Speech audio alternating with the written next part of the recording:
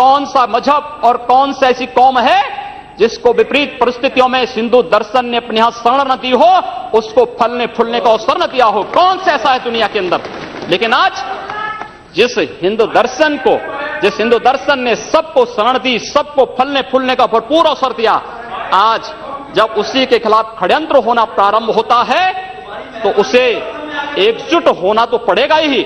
और मुझे लगता है इन लोगों के कर्मों का फल है कि पूरे देश का हिंदू जनमानस आज इस बात के लिए तैयार हो रहा है कि उसके खिलाफ आज शासन तंत्र से जो षड्यंत्र हो रहे हैं उसका जवाब अपने स्तर पर देना ही पड़ेगा। और आज वही स्थिति सामने आई है। महोदय, मैं पूछना चाहता हूं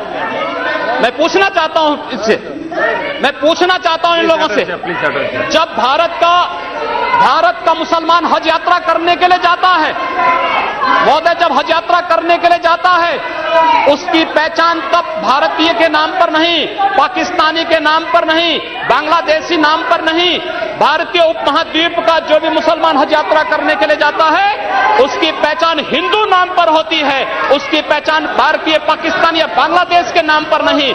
लेकिन अगर उसी हिंदू पहचान को हम इनके ऊपर यहां पर लागू करने का प्रयास करते हैं, इनको बुरा लगता है।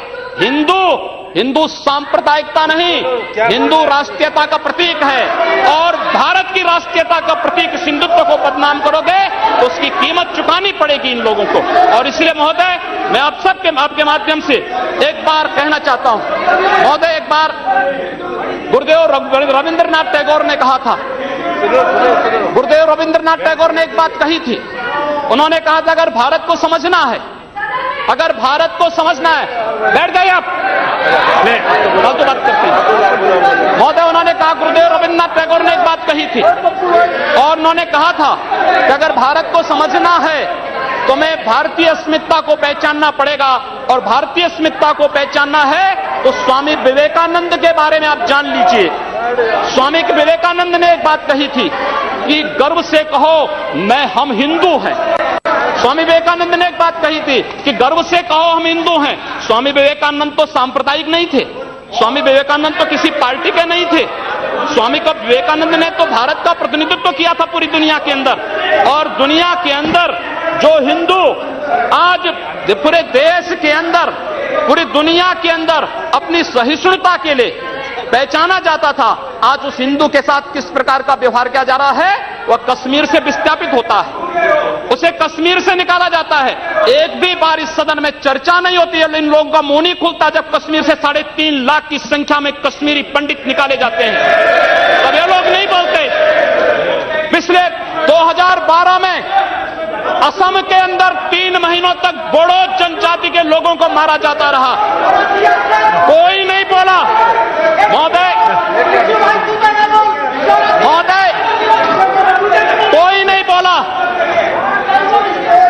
जम्मू कश्मीर के बाद जम्मू कश्मीर के हिंदुओं के मारने पर कश्मीरी पंडितों को उनके घरों से बेदखल कर दिया गया, एक भी बार ये लोग बोले नहीं, इनको पीड़ा नहीं हुई।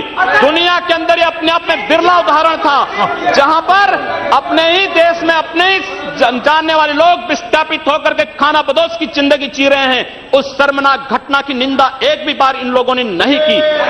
मुंबई के दंगों पर ये लोग मौन रहे। जमशेदपुर और भागलपुर के दंगे कांग्रेस के समय हुए थे, एक भी बार इन लोगों ने उस पर चिंता व्यक्त नहीं की। और तो और 1984 में इस देश के अंदर जिन सिख गुरुओं का योगदान इस देश को बचाने और इस देश की धर्म और संस्कृति और इस देश के समाज को बचाने में बहुत महत्वपूर्ण थी, उन सिखों के कत्लेआम पर भी इनको शर्म महसूस नहीं होती है। और आज लोग इस देश के अंदर बात करते हैं सांप्रदायिक सौहार्द की, इनका पूरा चेहरा सांप्रदायिक हिंसा से रंगा हुआ है, सांप्रदायिक एजेंडे से रंगा हुआ है।